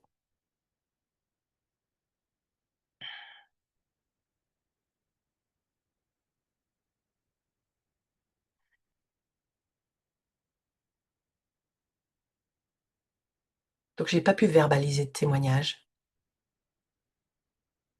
Et après quand on s'est levé, j'ai échangé avec 2-3 personnes, je leur disais: «C'était comment pour toi aujourd'hui?» en mode: «C'est trop bien, non? C'était le grand 8 aujourd'hui, non?» Et certains qui disaient: «Ouais, bon, c'était plus cool par rapport à hier». Pardon? Et là, de me rendre compte qu'on avait juste vécu le même endroit, même oxygène, la même musique, mais qu'on a juste vécu chacun ce qu'on avait à vivre, le voyage qu'on avait à vivre, et que chaque voyage avait sa juste place et sa juste perfection dans tout ce que chacun était en train de vivre. À tel point que j'osais même pas partager ce que j'avais vécu, je me suis dit: «Là, ils vont être jaloux».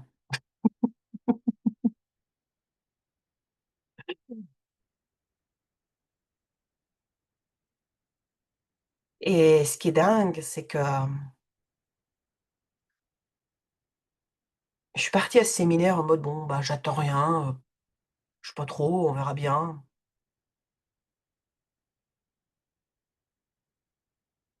Je pense que c'est comme beaucoup d'entre vous, quand on a fait beaucoup de séminaires, les premiers séminaires, c'est whoop-a-pidoup, énergie haute, et puis quand on revient à la maison, on est en mode déprime parce que, trop d'énergie haute, donc ça redescend. Donc depuis quelque temps, bah, les séminaires, c'était plus ça, plus autant forcément, parce qu'il y avait il y avait il y avait cette conscience que c'est bon, on va se calmer pendant les séminaires et puis Parce qu'on sait que quand on le retour à la maison, après, peut être tellement déphasant et peut ramener à une espèce, avant de revenir à une forme d'équilibre, redescendre avant de remonter, vivre une forme de dépression après un séminaire, parce qu'il y a eu trop de high pendant.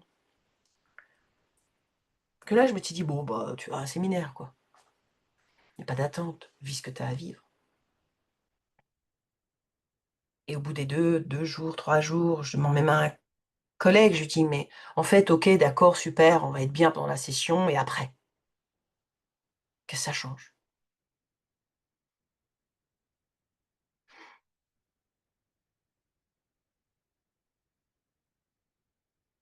Ce que je peux vous dire de ce que ça change, c'est que depuis que je suis rentrée, depuis cette session-là,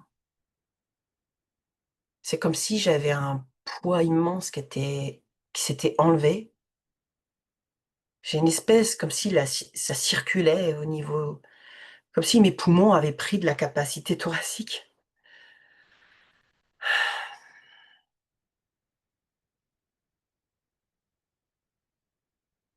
Comme si j'avais plus de présence.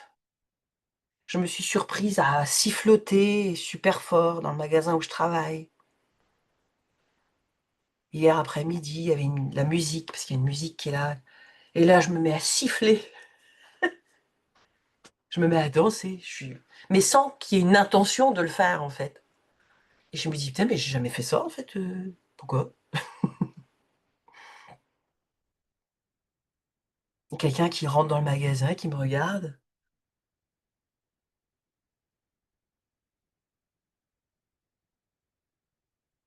Une dame qui rentre, pas très grande, et puis derrière, 3 messieurs qui rentrent, qui font une tête de plus qu'elle. Manifestement, ils étaient pas ensemble. Et moi, j'ai la vision de, putain, elle arrive avec ses gardes du corps, elle. Et là, je lui dis, vous êtes venus avec vos gardes du corps? Ça fait rire tout le monde. Bref. Mais des trucs comme ça qui ont surgi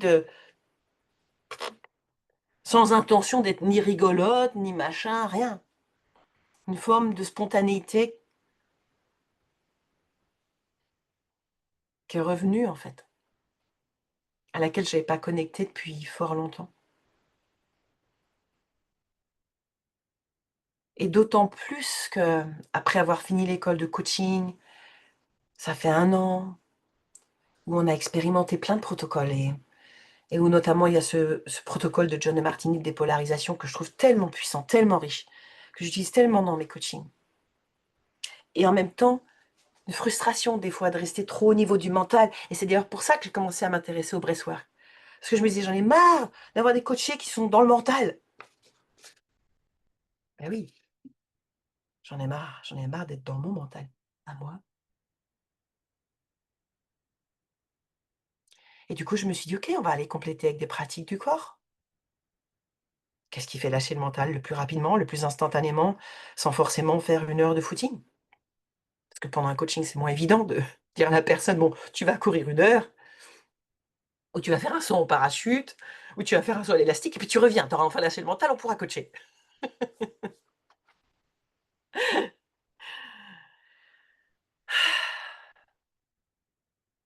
Yeah.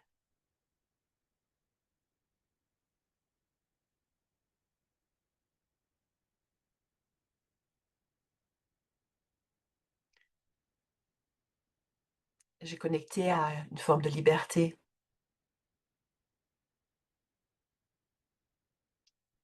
qui peut être tellement flippante pour le mental, qui a besoin d'être guidé, qui a besoin d'être félicité. Oui, c'est bien ce que tu fais, continue. Qui a besoin d'être corrigé. Non, c'est pas tout à fait comme ça. Allez, viens, on va ajuster.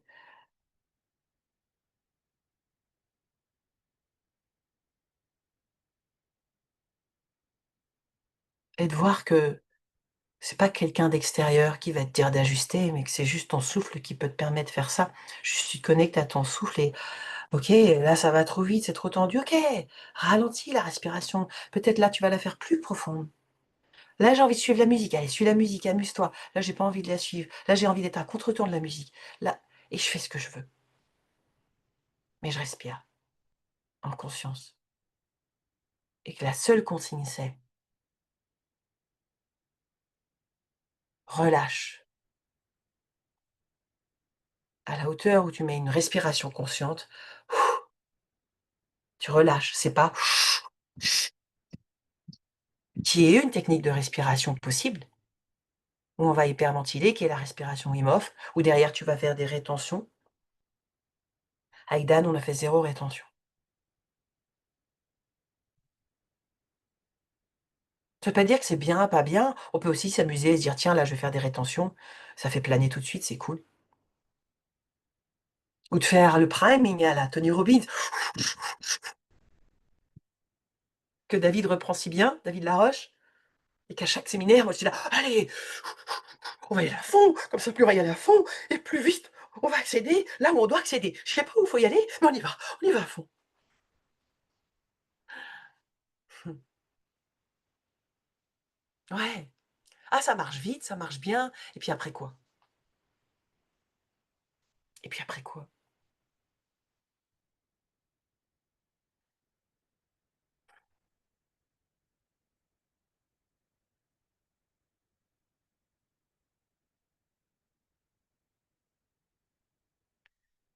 Donc c'est l'invitation que j'aurais à vous faire dans vos coachings, dans vos accompagnements, que ce soit quand vous vous accompagnez vous-même ou quand vous accompagnez les autres.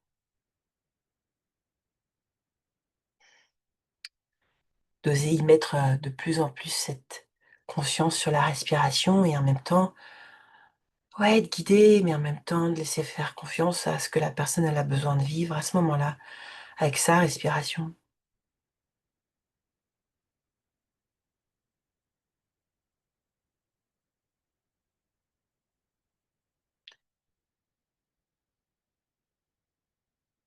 Un petit peu comme on peut voir dans les écoles Montessori ou Steiner,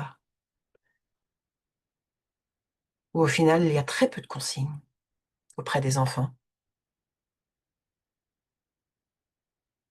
Ce qui fait qu'il y a une forme de liberté qui, pour des gens qui ont besoin de structure, mais qui en ont besoin parce qu'en fait ils ont été habitués à ce qu'on leur donne, peut paraître comme un gros bordel extérieur. Mais parce que l'enfant se sera permis cette exploration, ça lui permettra de trouver à lui sa propre ossature et sa propre structure.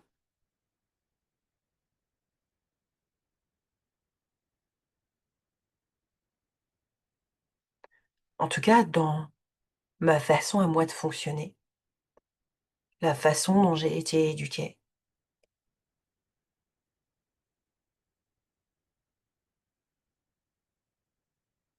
la façon dont j'ai encore, même l'hiver dernier, peaufiné en faisant partie de groupes avec une facilitatrice de Martigny, et cetera. Je veux comprendre, je veux aller au bout de ce process de John de Martigny pour accompagner les personnes à aller au bout du process d'équilibre pour qu'ils ouvrent leur cœur. Je veux, je veux, je veux, je veux, je veux, je veux, je veux. Mmh. De voir que dans cette façon-là de coacher, j'étais de la même façon que de respirer, de dire: «On va mettre de l'effort, on va réfléchir sur le protocole, fais confiance au process». Mmh. Ouais. Mais quand est-ce que tu penses à relâcher dans tout ça?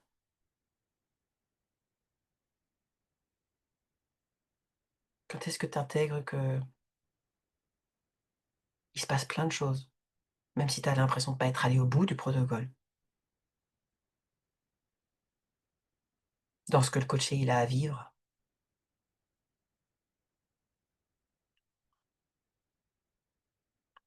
Et comment le fait de l'aider à relâcher au fur et à mesure d'un protocole, quel qu'il soit, et l'aide à progressivement lâcher au niveau du cœur pour qu'à la fin ça fasse plutôt que d'être mental, mental, mental, mental, mental, en espérant qu'à un moment donné le mental craque tellement il est pressurisé pour enfin lâcher. Et là, j'ai conscientisé le truc de: «Et si tu faisais relâcher au fur et à mesure? Mmh? Ça changerait quoi?»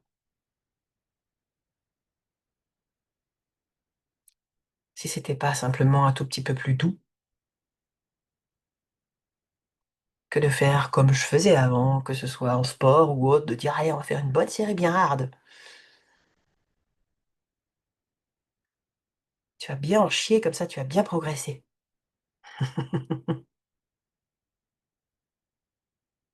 Ouais, pas. Peut-être tu vas progresser sur ça, mais tu vas te mettre tellement de pression que derrière, tu vas aller faire une bonne crise de boulimie pour faire lâcher la pression.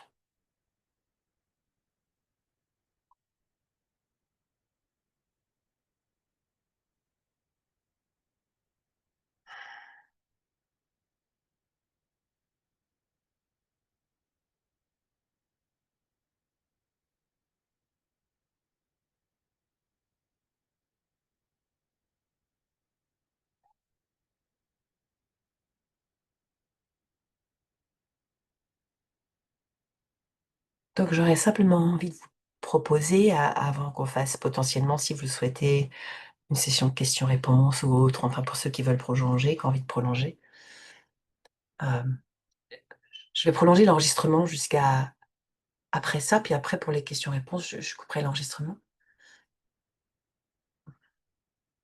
Mais juste d'expérimenter sur 3 musiques, ça dure 9 minutes, 9-10 minutes. Ce truc de, ben, comme Dame l'a fait en fait.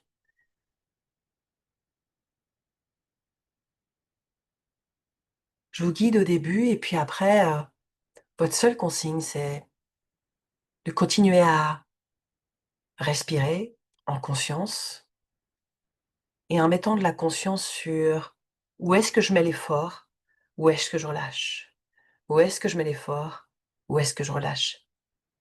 Précision. Consigne très importante, tout se fait par la bouche.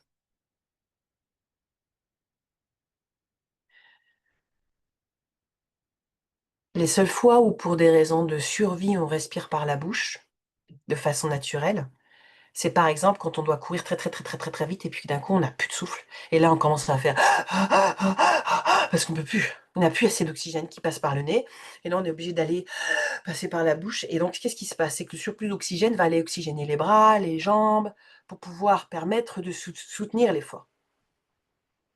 Et donc ce qui est puissant ici, c'est que comme on va rester en statique, on va pas faire d'effort. L'intention d'aller mettre de la conscience sur la respiration en mode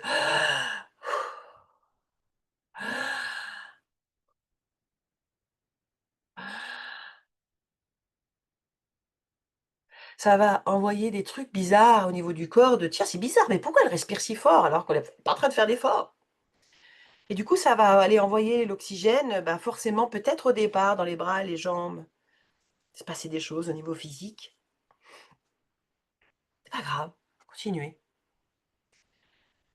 Et de la même manière que lorsque vous faites de la méditation, un MBSR ou la méditation pleine conscience, c'est une pensée arrive, je respire dedans. La consigne, c'est pas comme en méditation où je laisse passer le nuage, c'est ça arrive, je respire. J'ai une contraction qui arrive, je respire. Je vous prends un exemple tout à l'heure, c'est très bête, mais j'ouvre ma boîte aux lettres et j'avais un nid de guêpe en fait qui s'est installé dans ma boîte aux lettres en 48 heures. Je me fais piquer, j'ai une guêpe qui sort, je me fais piquer la main. D'habitude, quand je me fais piquer, j'ai une boursouflure, ça brûle pendant au moins 15-30 minutes. Là, je fais OK, oula, pas cool, ouais, ça brûle, ah, OK. Depuis, j'ai respiré.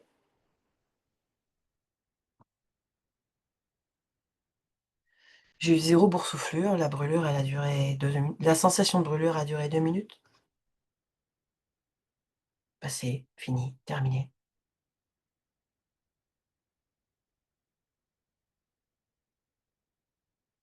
Je n'étais pas en mode «Ah, que ça s'en aille». Non, j'ai juste OK, sensation de brûlure. Ah, inspire ta brûlure. Amène de l'énergie dans cette sensation de brûlure.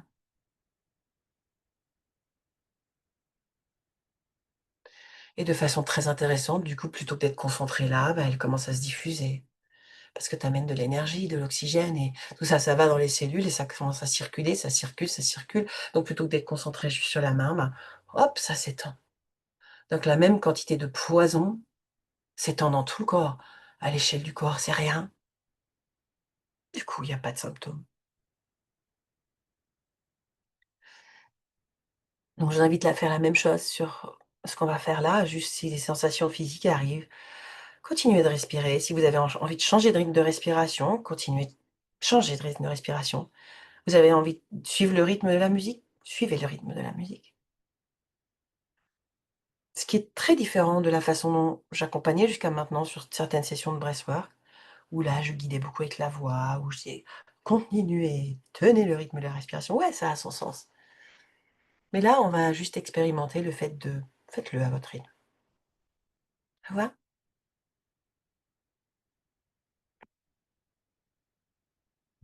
C'est bon pour vous? Yes.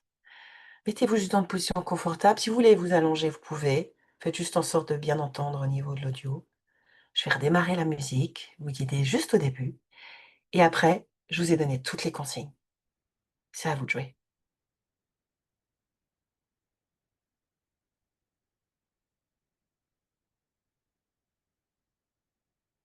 OK.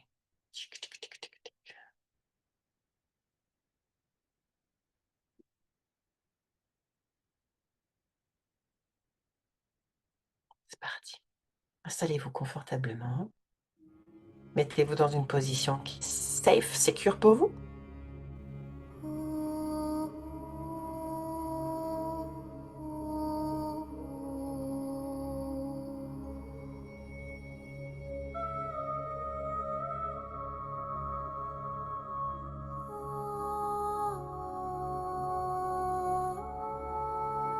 Juste le temps de s'installer, confort. Pour l'instant, vous pouvez respirer normalement. Et lorsque la prochaine musique démarrera, vous commencez à inspirer et expirer uniquement par la bouche, au rythme qu'il vous plaira.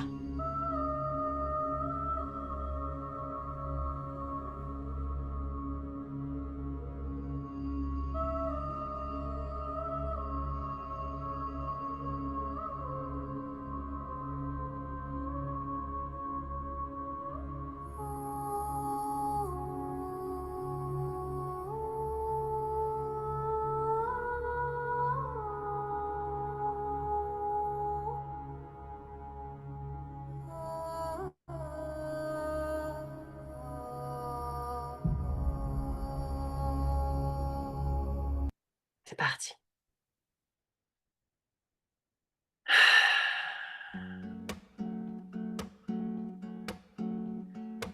Inspire, Here I expire. go out to sea again. The sunshine fills my head, and dreams hang in the air.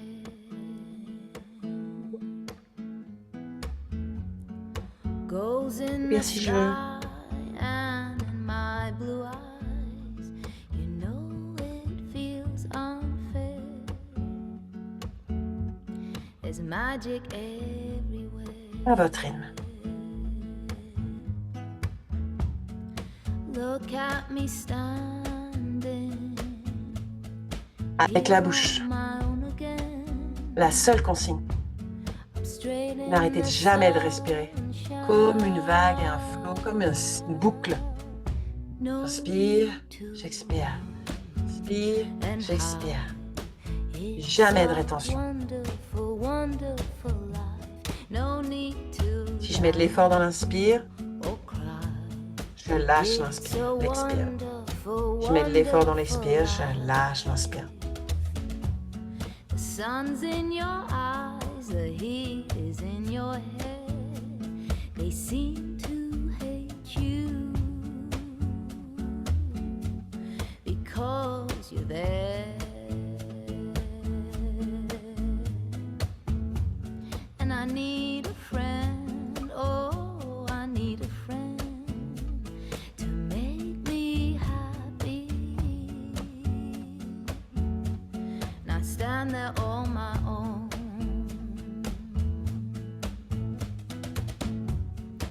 Look at me standing here on my own again, up straight in the sunshine.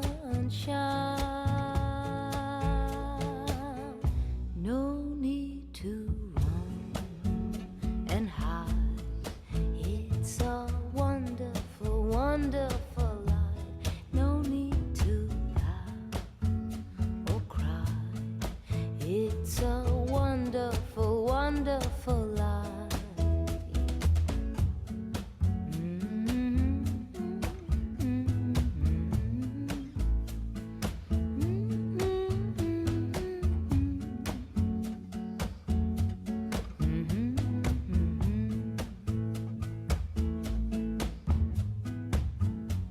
I need a friend, oh, I need a friend to make me happy, not so alone.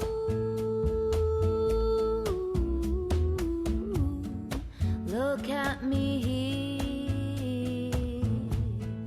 here on my own again, up straight in the sunshine. No need to run and hide. It's a wonderful, wonderful life. No need to lie or cry. It's a wonderful, wonderful life. It's a wonderful life. It's a wonderful life. It's a wonderful life.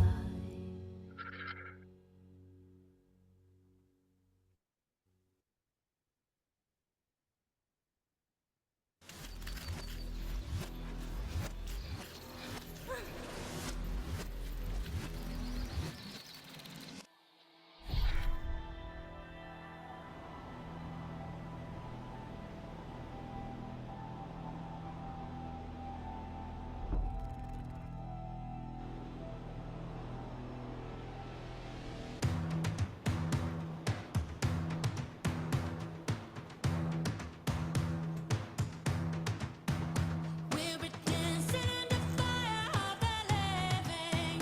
Hey oh, hey oh, and a million sisters' voices will be singing. Hey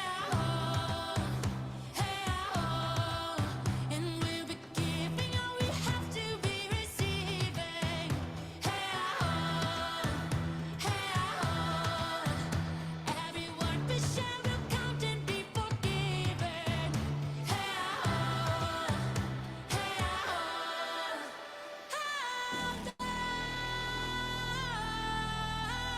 hold on. Never give up on love. Never give up on us. Never give up on love, on us, on trust. That's the hurt of mine. That's it all away. Never give up on love. Never give up on us. Never give up on love, on us, on trust. That's the hurt of mine. That's it all away. I want to feel the kiss and fall into the mystery. Hey I want to fall with no regrets, be who I wanna be. Hey a start of that we scream is brand tranquility. Hey Rally around me, watch your voice, the sun and sea. Hey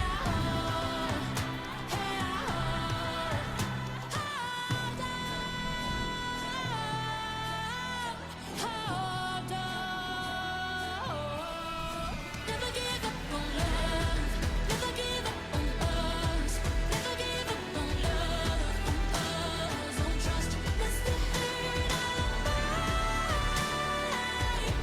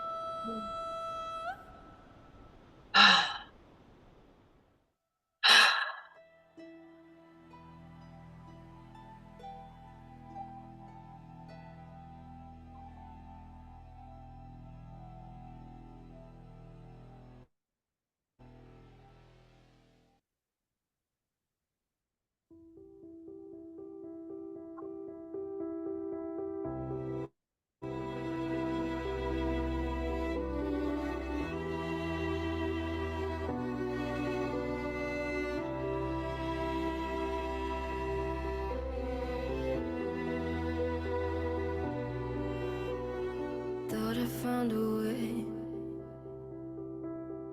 Thought I found a way, yeah. But you never go away. So I guess I gotta stay now. Oh, I hope someday I'll make it out of there, even if it takes all night or 100 years. Need a place to hide, but I can't find one near. Wanna feel alive outside. I can't find my fear. Isn't it lovely? All alone, heart made of glass, my mind of stone.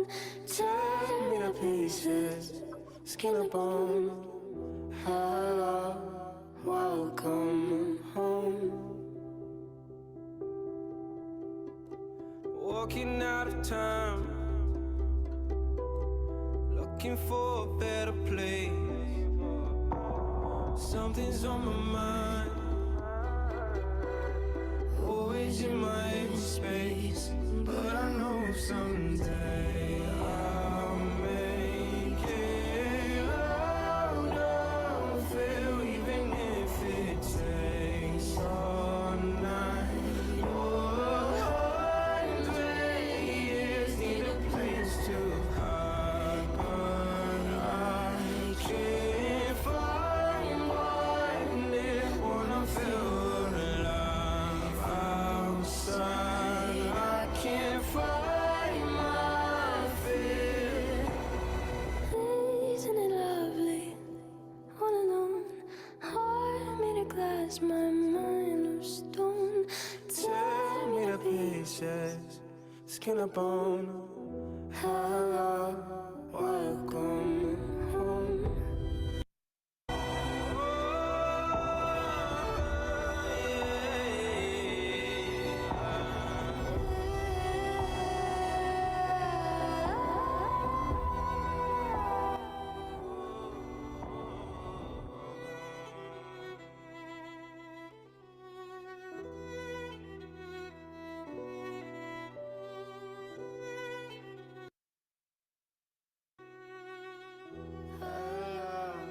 Welcome home.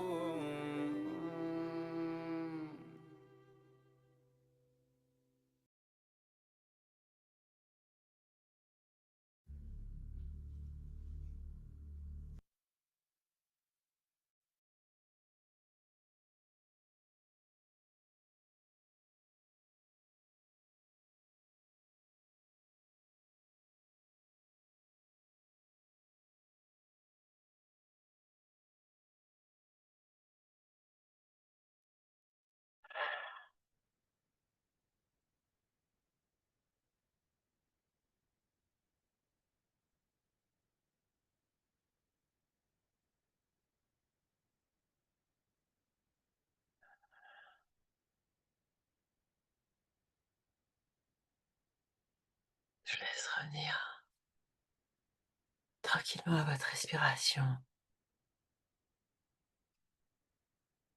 entre guillemets normale. Tout simplement peut-être en fermant votre bouche et en reconnectant à la respiration au niveau de votre nez, pendant que vous êtes en train de revenir très tranquillement. Je vais m'absenter une toute petite minute. Revenez tranquillement, étirez-vous et on fera un tout petit échange après.